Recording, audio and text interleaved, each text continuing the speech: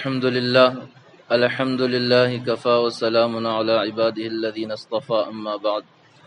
أعوذ بالله من الشيطان الرجيم. بسم الله الرحمن الرحيم. تبت يدا أبي لهب وتب ما أغنى عنه ماله وما كسب سيصلى نارا ذات لهب وامرأته حمالة الحطب في جيدها حبل من مسد. صدق اللہ العظیم. آج انشاءاللہ سورہ لہب کی تفسیر ہوگی. اللہ تبارک و تعالی نے اس سورت کے اندر اللہ کے نبی صلی اللہ علیہ وسلم کے چچا ابو لہب کا ذکر کیا، اور یہ رشتے میں اللہ کے نبی صلی اللہ علیہ وسلم کا چچا تھا، لیکن اس نے اللہ کے نبی صلی اللہ علیہ وسلم کو بہت تکلیف پہنچائی تھی، اور اللہ کے نبی صلی اللہ علیہ وسلم کو جھٹلانے میں اور آپ کا انکار کرنے میں سب سے آگے رہتا تھا. روایتوں کے اندر ہے کہ اللہ کے نبی صلی اللہ علیہ وسلم پر دعوت کے سلسلے میں ایک آیت نازل ہوئی، وَأَنذِرْ عَشِيرَتَكَ الْأَقْرَبِينَ، کہ نبی صلی اللہ علیہ وسلم آپ جو ہے اپنی دعوت کی ابتدا کیجئے اور سب سے پہلے اپنے قریبی رشتہ داروں کو ڈرائیے. تو اللہ کے نبی صلی اللہ علیہ وسلم نے اللہ تبارک و تعالیٰ کے حکم کے مطابق اپنی دعوت کی ابتدا رشتہ داروں سے کی کہ آپ جو ہے کوہ صفا یعنی صفا پہاڑ پر چلے گئے، اور وہاں جا کر آپ نے آواز لگائی، اپنے جو ہے پورے قریش کے خاندانوں کا نام لے کر پکارا، یا بنی عبد المطلب، یا بنو صفیہ، یا بنو عباس. آپ نے جو ہے ہر قبیلے کا نام لے کر پکارا، اور چونکہ اللہ کے نبی صلی اللہ علیہ وسلم صادق الامین یعنی سچے اور امانت دار کے نام سے مشہور تھے، تو آپ کی پکار پر سب جمع ہو گئے. روایتوں میں ہے کہ جو خود نہیں آیا اس نے اپنا قاصد بھیجا کہ محمد کیا کہہ رہے ہیں دیکھ کر آؤ. جب سارے لوگ جمع ہو گئے تو اللہ کے نبی صلی اللہ علیہ وسلم نے لوگوں سے پوچھا کہ اگر میں تمہیں خبر دوں کہ اس پہاڑ کے پیچھے سے ایک دشمن کا لشکر آ رہا ہے جو تم پر حملہ کرنے والا ہے، تو کیا تم میری بات کا اعتبار کرو گے؟ تو سب نے کہا کہ ہم آپ کی بات کا ضرور اعتبار کریں گے کہ ہم نے کبھی آپ کو جو ہے جھوٹا نہیں پایا. تو اللہ کے نبی صلی اللہ علیہ وسلم نے فرمایا فَإِنِّي أَنذَرْتُكُم مِّنْ عَذَابٍ شَدِيدٍ، کہ دیکھو میں تمہیں جہنم کے دردناک عذاب سے ڈراتا ہوں، جہنم کے دردناک عذاب سے ڈراتا ہوں. اس کے لیے تم جو ہے اسلام میں داخل ہو جاؤ اور مشرکوں کی عبادت کرنا چھوڑ دو.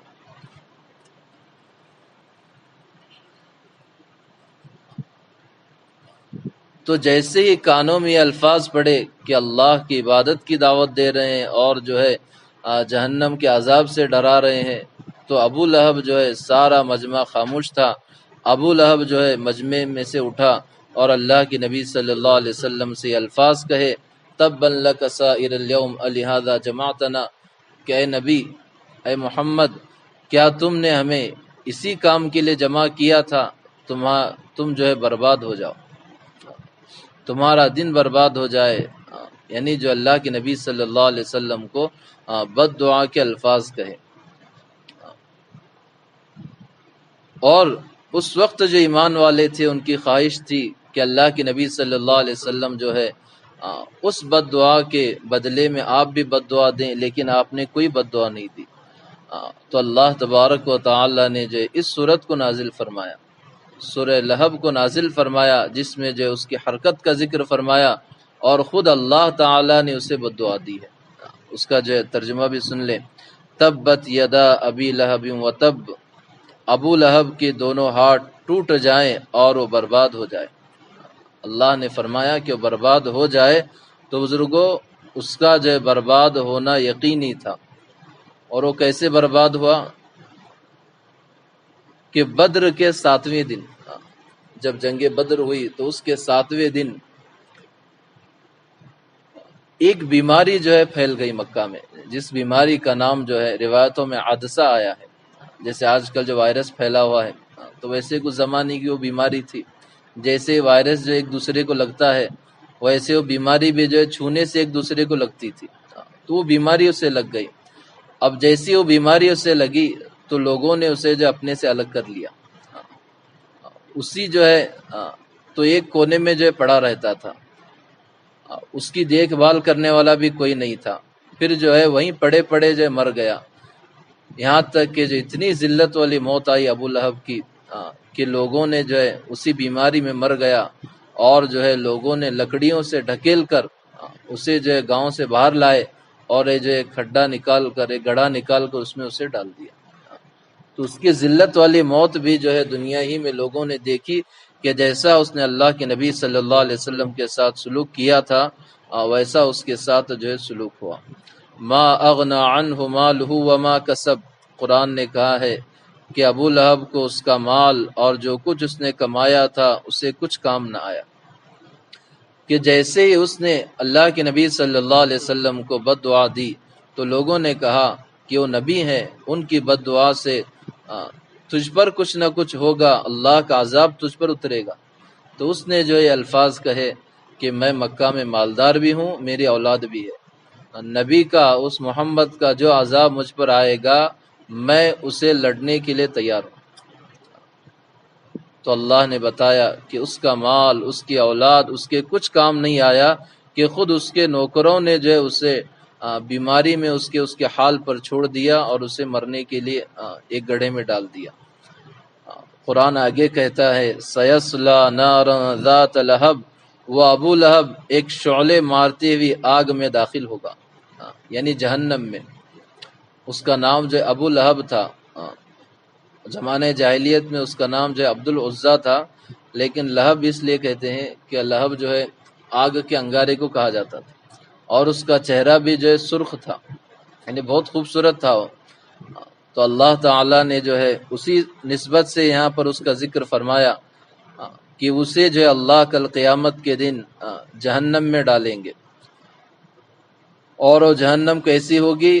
آگ جس کے اندر آگ کے شعلے ہوں گے۔ وَامْرَأَتُهُ حَمَّالَةَ الْحَطَبِ، اور اس کی بیوی جو سر پر لکڑیاں جو ہے اٹھاتے ہوئے لاتی تھی، وہ بھی جہنم میں جائے گی۔ اس کی بیوی کا نام جو ہے روایتوں میں ام جمیل آیا ہے، اور یہ جو ہے سفیان کی جو ہے بہن تھی، جو ابو لہب کی بیوی شمار ہوتی تھی، اور یہ بھی اللہ کے نبی صلی اللہ علیہ وسلم کو تکلیف دینے میں پیچھے نہیں ہٹتی تھی۔ روایتوں میں ہے کہ لکڑیاں اور کانٹے دار درخت کے جو ہے چیزیں اٹھا کر لاتی اور اللہ کے نبی کے راستے میں ڈالتی تھی، تاکہ اللہ کے نبی جب گزرے تو آپ کو جو ہے کانٹے چبھے۔ تو اللہ تبارک و تعالی نے اس کا بھی حال ذکر فرمایا کہ وہ بھی جہنم میں جائے گی۔ فی جیدہا حبل من مسد، اس کی گردن میں مونج کی رسی ہوگی، یعنی جو ہے اللہ تبارک و تعالی کل قیامت کے دن کہ وہ جو ہے رسی سے لکڑیاں باندھ کر لاتی تھی، تو اسی رسی کا اللہ جو ہے توق اور پھندا بنا کر کل قیامت کے دن اس کے گلے میں ڈالیں گے، اور وہ جو ہے جہنم میں جلتی رہے گی۔ تو اللہ تبارک و تعالی نے جو ہے اس صورت میں ابو لہب کا، اس کی بیوی کا جو ہے ذکر فرمایا، اور جو ہے اس کی بیوی جو ہے لکڑیاں جمع کر کے لاتی تھی۔ تو ایک روایت تو وہ ہے کہ وہ لکڑیاں ہی جمع کرتی تھی، اور ایک روایت یہ ہے کہ جو ہے لکڑیاں لا کر آدمی چونکہ آگ جلاتا ہے، تو اس کی بیوی کی عادت جو ہے چغل خوری کرنے کی تھی، کہ وہ چغل خوری کر کے خاندانوں میں لڑائیاں اور جھگڑے پیدا کرتی تھی۔ تو اللہ تبارک و تعالی نے اس کا حال ذکر فرمایا کہ وہ جو ہے جہنم میں جلے گی۔ تو بزرگوں، چغل خوری جو ہے بہت بڑا گناہ ہے۔ حدیث پاک کے اندر آتا ہے کہ جنت میں چغل خور داخل نہیں ہوگا، اور بعض روایتوں میں ہے کہ 3 عمل ایسے ہیں جو انسان کے تمام نیک کاموں کو برباد کر دیتے ہیں، یہاں تک کہ روزے داروں کا روزہ، وضو کرنے والوں کا وضو بھی جو ہے برباد کر دیتے ہیں۔ وہ 3 عمل کیا ہیں؟ ایک فرمایا کہ غیبت، کہ ہم جو ہے غیبت سے جو ہے پرہیز کریں، کسی کے پیٹھ پیچھے اس کی برائی کرنے سے جو ہے پرہیز کریں، اور دوسرا فرمایا کہ چغل خوری، اس سے پرہیز کریں، اور تیسرا جھوٹ۔ فرمایا کہ آدمی کے نیک اعمال کو جو ہے برباد کر دیتے۔ بعض روایتوں میں ہے کہ ناحق خون بہانے والا اور چغل خوری کرنے والا اور جو تاجر سود کا کاروبار کرے وہ جنت میں داخل نہیں ہوں گے۔ تو یہاں پر بزرگوں چغل خوری کرنے والے کی سزا ناحق قتل کرنے والے کے برابر اللہ نے ذکر فرمائی، کیونکہ جو ہے چغل خوری کا نتیجہ بھی جو ہے قتل تک پہنچتا ہے۔ جب آدمی جو ہے چغل خوری کر کے لڑائی اور جھگڑے جو ہے پیدا کرتا ہے تو اس کے نتیجے میں ایک دوسرے کو ناحق مارنے کی اور مال کے چھیننے کی بھی نوبت آ جاتی ہے۔ تو اللہ تبارک و تعالی نے مضمون کے طور پر جو ہے اس صورت میں ابو لہب کا اور اس کی بیوی کا ذکر فرمایا ہے۔ اور بزرگوں قابل عبرت باتیں یہ ہیں کہ جنہوں نے نبی کو جھٹلایا اللہ نے ان کا دنیا میں جو ہے انجام برباد کر کے بتلایا۔ اور دوسرے بزرگوں چغل خوری سے اور جو ہے اسی طرح جھوٹ بولنے سے اللہ تبارک و تعالی جو ہے ہم سب کی جو حفاظت فرمائے کہ یہ جو ہے بہت بڑے گناہ ہے، اور خاص طور پر جو ہے اس مہینے میں ہم جو ہے ان گناہوں سے جو ہے پرہیز کریں۔ اللہ تبارک و تعالی کہنے سننے سے زیادہ عمل کرنے کی توفیق نصیب فرمائے۔ وما علینا الا البلاغ۔